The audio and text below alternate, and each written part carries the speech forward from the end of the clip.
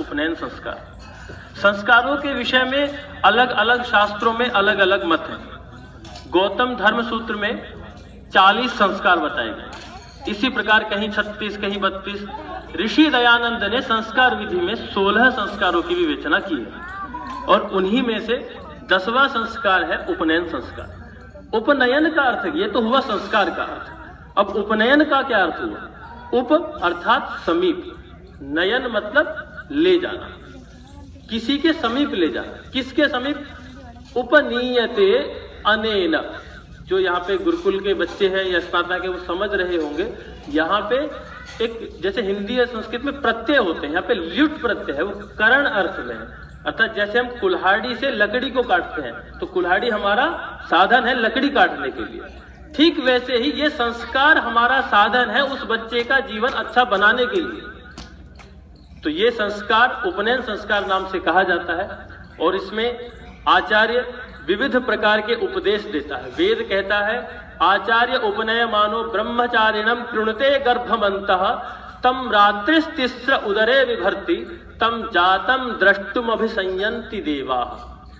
कि ऐसे ही उपनयन संस्कार नहीं कर दिया जाता है कि 2 मिनट के लिए यज्ञ में बैठाया और हो गया संस्कार। ये एक लंबी प्रक्रिया है, उसे एक दीक्षित किया जाता है। ये आज ही बच्चे यहाँ नहीं आए हैं, ये कई महीनों से, कई साल से यहाँ पे रह रहे हैं। उस योग्य बनाया गया, तब ये पीढ़ी, तब ये एक सीढ़ी आई है, ये सोपान है, एक अगली सीढ़ी है उपनयन संस्कार की।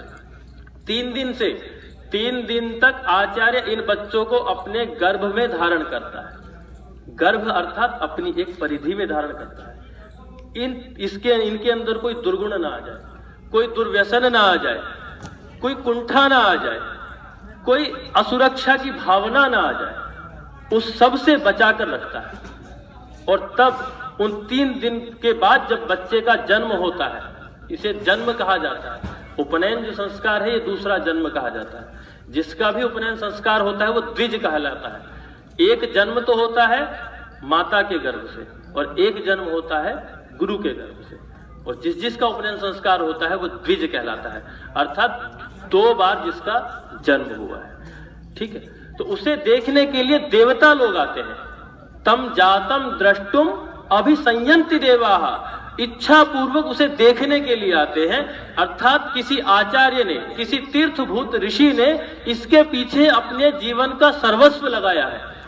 तो उस बच्चे को देखने के लिए, उस ब्रह्मचारी को देखने के लिए देवता लोग आते हैं। और ये ऐसे ही नहीं किया जाता, इसकी ये जिम्मेदारी है आगे की। इसके बाद वेदारंभ संस्कार होता है, वेद को पढ़ने का अधिकारी। ये तो यज्ञोपवीत है, उसे स्मरण दिलाया जाता है यज्ञोपवीत के 3 सूत्रों से कि आज के बाद संपूर्ण जीवन तुम पर 3 मनुष्यों का, 3 जीवों का ऋण रहेगा। वो कौन कौन से हैं? सबसे पहला तो है ऋषि ऋण। जिन ऋषियों की तपस्या से आज ये उपनयन संस्कार की परंपरा, ये वेद, ये शास्त्र हम तक पहुंचे हैं, उनका ऋण पहला। फिर दूसरा ऋण है गुरु का, क्योंकि गुरु ने वो विद्या, वो संस्कार आप तक पहुंचाए हैं। गुरु उसमें संवाहक बने हैं आप तक पहुंचाने में। और फिर तीसरा ऋण होता है माता पिता का, क्योंकि उन्होंने आपको जन्म दिया ताकि जिससे आप ये सब परंपरा का आत्मसात कर सके।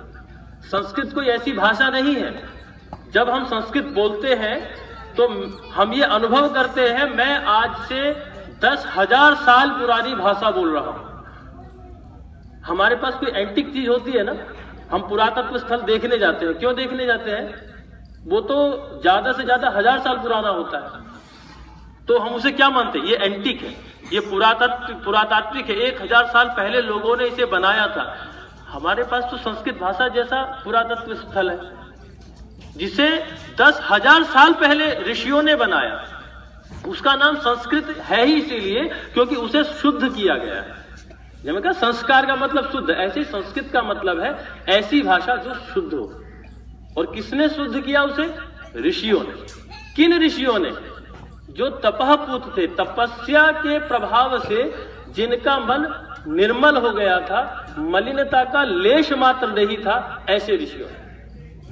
तो ऐसे ही ऋषि की परंपरा का संवाहक बने हैं यहाँ के आचार्य। तपोमूर्ति, मैं जानता हूं वो इस गुरुकुल के प्राण हैं और उन्हीं के तपस्या से, उन्हीं की कर्मठता से ये गुरुकुल जीवंत हुआ है, उन्हीं से इसने जीवन प्राप्त किया। और हमारा क्या दायित्व है? हम यहां पर आते हैं, ये हमें तो आना ही है। कहते हैं ना, माता के गर्भ में जब बच्चा होता है उसे बच्चे को अलग से कुछ देने की जरूरत होती है क्या? हम माता को देते हैं, उससे अपने आप पहुंच जाता है। तो इस समय ये बच्चे गर्भ में है, गुरु के गर्भ में, और अगर हमें इन्हें कुछ भी देना है तो वो हम किसे देंगे? इनकी माता, इनके गुरु को देंगे। उन गुरु, जो गुरु का मुख है वही इस समय इनका मुख है। और हमारा ये दायित्व है, हमारा ये कर्तव्य है और हमारा ये सौभाग्य भी है। हमारा कर्तव्य है कि हम ऐसे गुरुकुल की प्राणपन से सहायता करें, सहयोग दें। और हमारा ये सौभाग्य है कि हमारे क्षेत्र में एक ऐसी संस्था है जिसमें देने के लिए हमें सौभाग्य मिला है। लोग 500-500 किलोमीटर दूर से आते हैं देने के लिए। हमें तो इतना करने की जरूरत नहीं है ना, 50-50, 60-60 किलोमीटर दूर से हम आ जाते हैं, बहुत है। अपना दान दीजिए, सर्वस्व दान दीजिए, और केवल स्वयं मत आइए गुरुकुल में, अपने बच्चों को लाइए। आपको नौकरी कोई भी दे देगा, आप बाहर की शिक्षा में पढ़िए, आपको नौकरी वहां भी मिल जाएगी। गुरुकुल के बच्चे भी नौकरी पा जाते हैं, किंतु नौकरी विशेष नहीं, विशेष है संस्कार।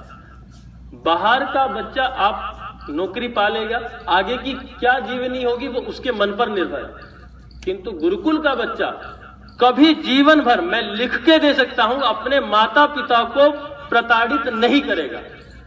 तो अपनी संतति को, अपनी पीढ़ी को सुधारने के लिए हमें गुरुकुल की आवश्यकता है। और गुरुकुल ऐसे आचार्यों से जीवंत है जैसे इसके गुरुकुल, इस गुरुकुल के आचार्य। मैं अपने आप को धन्य समझता हूं। मैं गुरुकुल प्रभात आश्रम में परम पूज्य स्वामी विवेकानंद सरस्वती जी महाराज का सानिध्य मुझे मिला।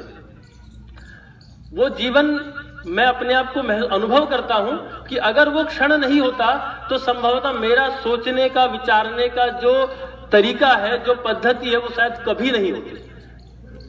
आज मैं जब भी इन सब चीजों को देखता हूं, पाश्चात्य परंपरा से संलिप्त जो जन्म दिवस इत्यादि मनाए जाते हैं, तो मैं उनमें बहता नहीं हूं। ये सब आशीर्वाद है, कृपा है उन गुरु जी की, और आज ऐसी कृपा इन सभी ब्रह्मचारियों पर बरसी है। मैं इनके लिए शुभकामनाएं देता हूं और प्रार्थना करता हूं आपका ये जीवन निरंतर उन्नति पथ पर अग्रसर हो और आप सभी का जीवन शुभकामनाओं के साथ प्रसन्न हो, सुखी हो, समृद्ध हो। ओम शांति।